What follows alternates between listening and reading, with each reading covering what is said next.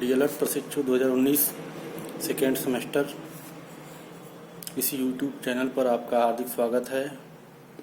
जैसा कि हम मुद्रा के बारे में पढ़ चुके हैं, कुछ मुद्रा के बारे में रह गया है। भारतीय रुपये के स्वरूप। यदि भारतीय रुपये के बारे में विचार किया जाए तथा इसको सांकेतिक या प्रमाणिक मुद्रा की श्रेणी में रखा जाए तो इसमें दोनों ही प्रकार की विशेषता पाई जाती है। इसको प्रमाणिक मुद्रा के तथा सांकेतिक मुद्रा दोनों ही रूपों में पाया जाता है। जैसे रुपया देश की प्रधान मुद्रा है। रुपया असीमित विधिग्राह्य है तथा इसके द्वारा ही देश में वस्तुओं एवं सेवाओं का मूल्य आंका जाता है। ये सभी विशेषताएं प्रमाणिक मुद्रा की हैं। इसके अतिरिक्त सांकेतिक मुद्रा की विशेषताएं भी इनमें पाई जाती हैं। जैसे इसका अंकित मूल्य वास्तविक मूल्य से अधिक होता है तथा इसकी सीमित मात्रा में ढलाई पाई जाती है। इस प्रकार रुपया सांकेतिक एवं प्रमाणिक मुद्रा दोनों का संयुक्त रूप है।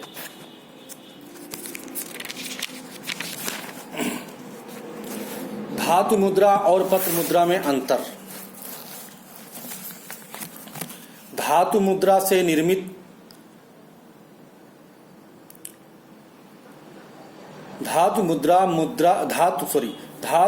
धातु से निर्मित की जाती है, जबकि पत्र मुद्रा में उत्तम गुणवत्ता का कागज लगाया जाता है, जैसे चेक, नोट, डीडी आदि।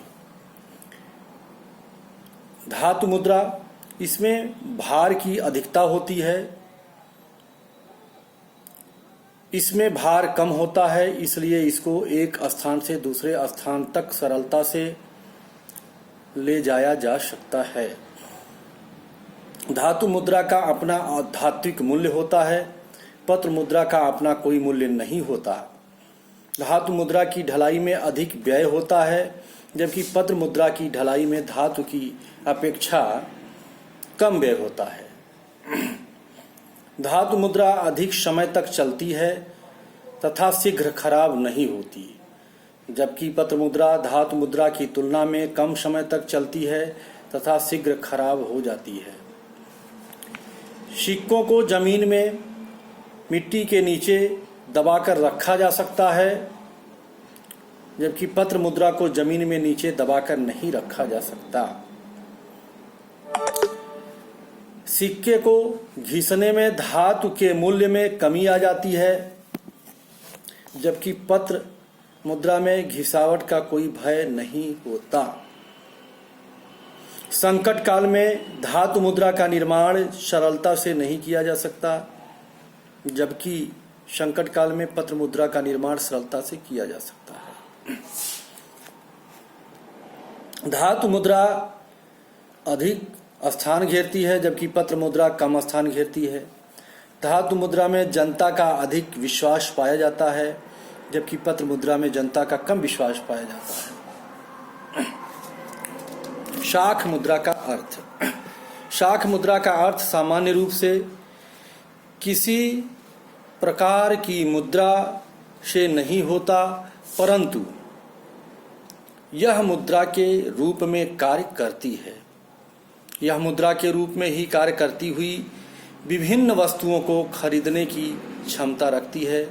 जैसे एक व्यक्ति एक दुकानदार को एक चेक देकर उससे एक रंगीन टेलीविजन खरीद लेता है।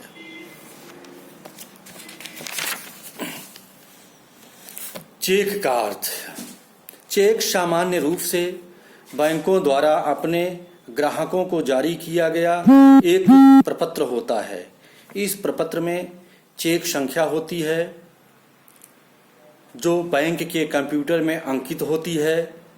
इस चेक के माध्यम से व्यक्ति नगद धन प्राप्त कर सकता है तथा दूसरे को भुगतान कर सकता है। इस चेक पर व्यक्ति को अपने हस्ताक्षर करने होते हैं, उसको धन की राशि भरनी होती है तथा खाता संख्या अंकित करनी होती है।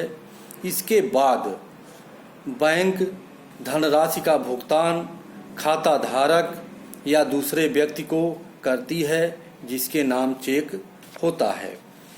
चेक दो प्रकार के होते हैं, रेखांकित चेक और धारक चेक। रेखांकित चेक खाते के माध्यम से भुगतान करने वाले चेक में खाता धारक उस व्यक्ति के नाम चेक काटता है जिसका किसी न किसी बैंक में खाता होता है। जिसके नाम चेक कटा होता है वह उस चेक को अपने खाते में जमा करता है। धारक चेक, जिसको बियरर चेक कहते हैं। चेक का द्वितीय प्रकार धारक चेक होता है। इसमें जिस व्यक्ति के नाम चेक काटा जाता है वह उसको बैंक के समक्ष प्रस्तुत करता है। बैंक उस खाते में खाता धारक के हस्ताक्षर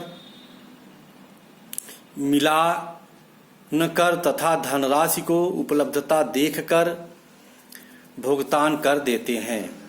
वर्तमान समय में धारक चेकों का भुगतान अन्य शाखाओं से भी संभव हो जाता है। जैसे पीएनबी लखनऊ के धारक चेक का भुगतान पीएनबी कानपुर द्वारा भी किया जा सकता है।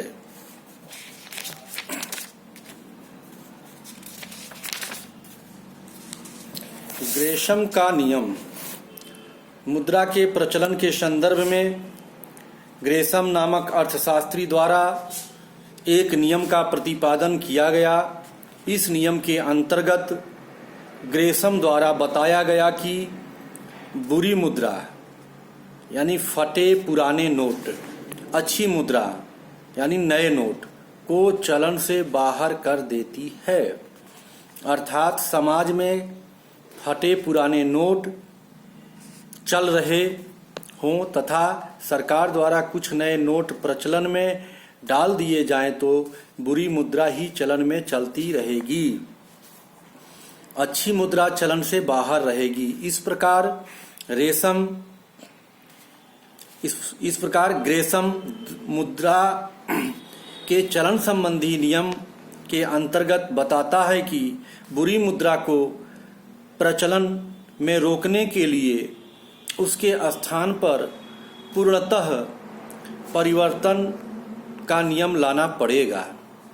अर्थात सरकार को बुरी मुद्रा के बदलने की व्यवस्था व्यापक रूप में करनी होगी जिससे बुरी मुद्रा पूर्णतः प्रचलन से बाहर हो सके।